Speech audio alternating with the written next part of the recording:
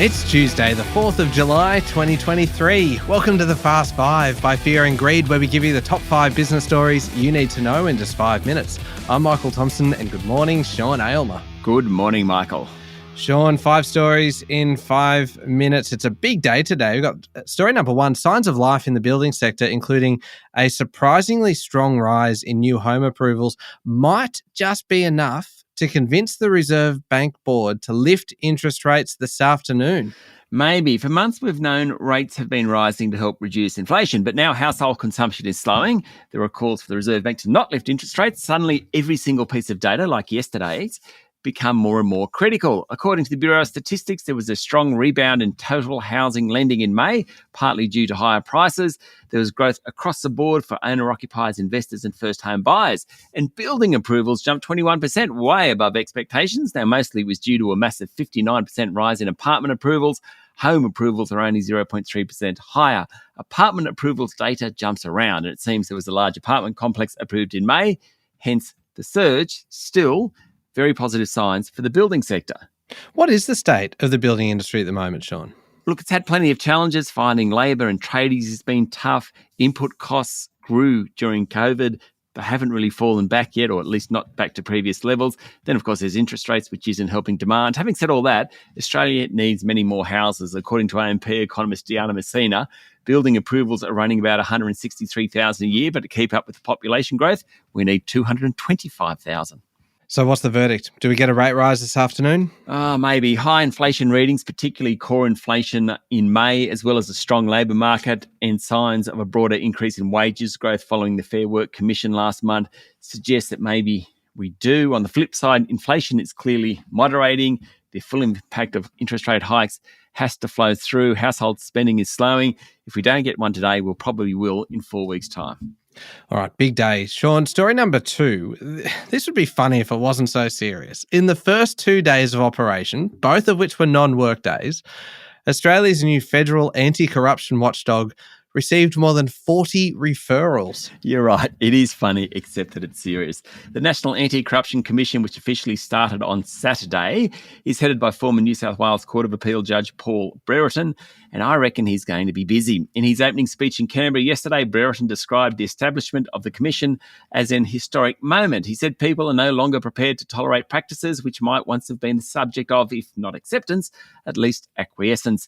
Brereton said the Commission had received 44 referrals online and 5 telephone requests for callbacks, which will be followed up immediately. One of those first referrals was from Green Senator Barbara Pocock, who referred consultancy firm PwC to the Commission following recent revelations that staff shared confidential tax information from the Treasury Department to drum up new business. Okay, on to story number 3. Telstra has signed an agreement to become the first telco globally to offer rural broadband and voice services with Elon Musk's satellite provider Starlink. I reckon that's pretty cool.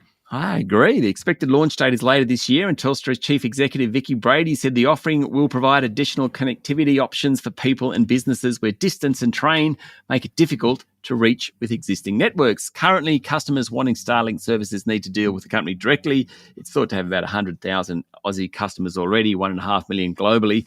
Starlink is a low Earth orbit satellite system owned by SpaceX, which of course is owned by Elon Musk. It was launched in Australia back in 2021. Low Earth orbit satellites deliver faster speed than traditional geostationary satellites because signals have less distance to travel. We might have a lot more people signing up to Starlink in coming years. Speaking of Elon Musk, Sean, story number 4, Tesla sales jumped 10% in the second quarter as the company benefited from government incentives and price cuts that made its electric cars less expensive than comparable petrol models. That's kind of exciting. Tesla delivered 466,000 vehicles between April and June. Compared to a year earlier, sales were up more than 80%. Now, the figures were better than expected and particularly impressive given that most people borrow money to buy a car and interest rates are rising. Rules in the US that took effect this year allow buyers of Tesla vehicles to qualify for a $7,500, that's $7,500 US dollars, federal tax credit. With the credit, the least expensive Model 3 sedan sells for about $33,000 US dollars, cheaper than the equivalent Mercedes or BMW sedans and in line with the Toyota Camry and Honda Accord. Quite impressive, that. Meanwhile, in China, BYD, that country's largest car manufacturer, sold more than 700,000 new energy vehicles. That's a mix of electric and hybrids in the June quarter. Pretty impressive. Last one, Sean. Story number 5. Apple is cutting production targets for its Vision Pro virtual reality headset because manufacturers are struggling with the gadget's complex design. This is according to a report in the Financial Times. There's a certain irony in this, given the Vision Pro is the most recent reason why Apple's market capitalization pushed beyond $3 trillion recently. Apple is now preparing to make fewer than 400,000 units of the $3,500 headset.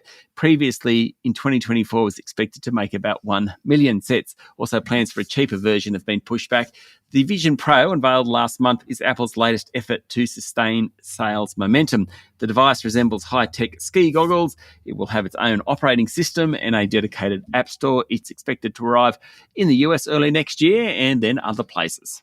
All right, there we go. The top 5 business stories in 5 minutes. Thank you, Sean. Thank you, Michael. It's Tuesday, the 4th of July, 2023. Remember to hit follow on the podcast, and if 5 minutes isn't enough, you can find our longer daily show called Fear and Greed wherever you listen to podcasts.